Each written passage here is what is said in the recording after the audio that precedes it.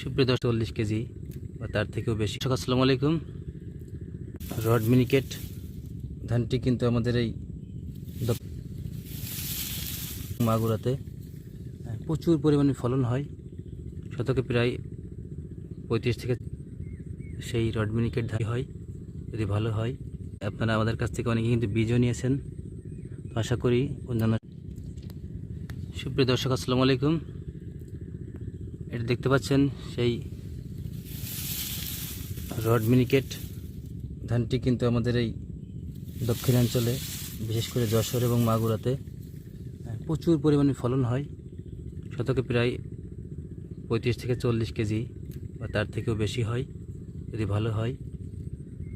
সেই রড মিনিকেট ধানটি দেখতে পাচ্ছেন, আপনারা আমাদের কাছ থেকে অনেকে কিন্তু বীজও নিয়েছেন, আশা করি অন্যান্য সকল ধানের থেকে কিন্তু রড মিনিকেট ধানের